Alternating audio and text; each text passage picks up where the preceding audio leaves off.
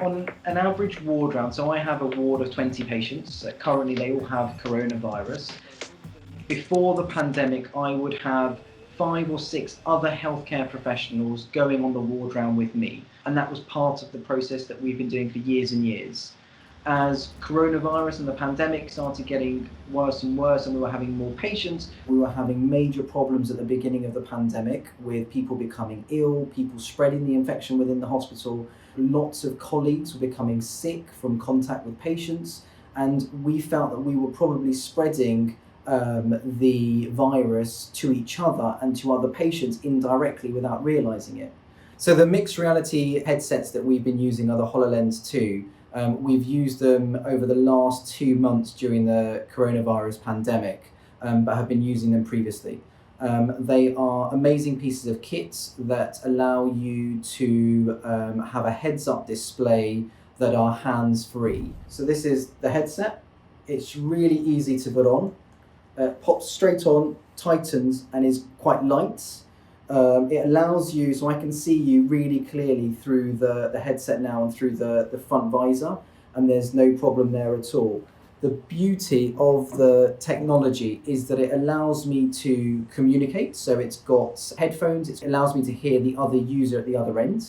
At the same time, the user at the other end is able to see whatever I'm seeing in a first-person experience, so they can see the patients when I go and review the patients as though they were standing next to me.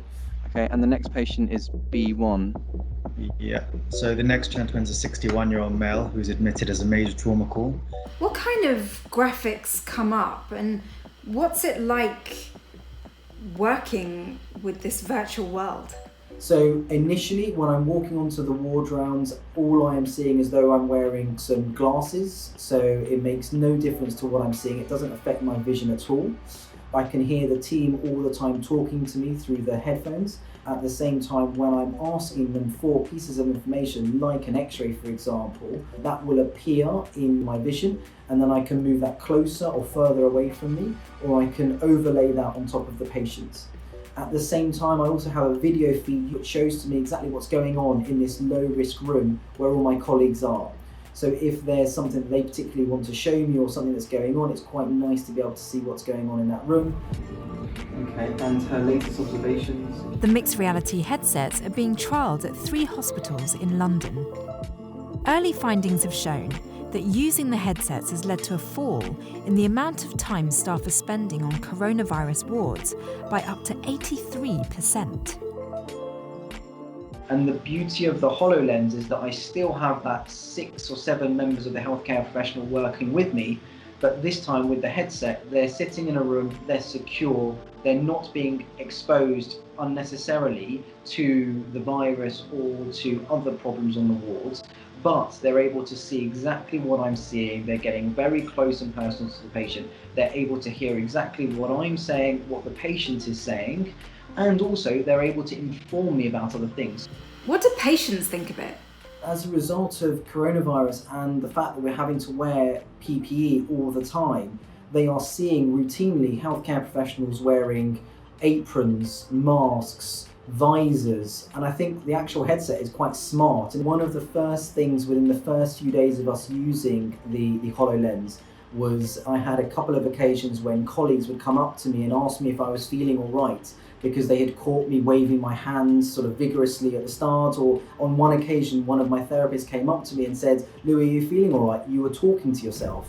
And it was that moment of sort of chuckling that you get so immersed in this reality that you are completely forgetting what's going on around. And if people don't know what you're doing, they do look at you slightly odd. But actually, as time's gone on, everyone is fully aware that my ward is using the HoloLens day in, day out, and that it's part of our everyday care. And it started becoming very easy. So the number of pieces of PPE that we're saving on a daily basis is huge. If you imagine you're reducing, each doctor wears on average 5 pieces of PPE per patient. And if you extrapolate that for 5 other doctors being on the ward round, over a number of wards, over a number of weeks, the actual amount, even though that PPE isn't that expensive, well actually that mounts up quite quickly. But if you flip it on its head, at the beginning of this problem, we had huge issues with getting PPE in the first place. The demand across the world was so high, the level of availability of PPE was low. It's estimated that up to 700 items of PPE are saved per ward per week.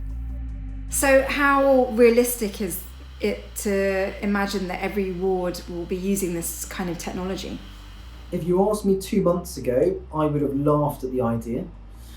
If you asked me 4 weeks ago, I was already starting to see the massive improvement that we were having, the impact it was having, and how easy it was to adapt to using it. You know, that was the thing I was most concerned about. Were we going to be able to use this on a day-to-day basis? Was it going to be user-friendly, and was it going to be easy? And actually the answer was yes.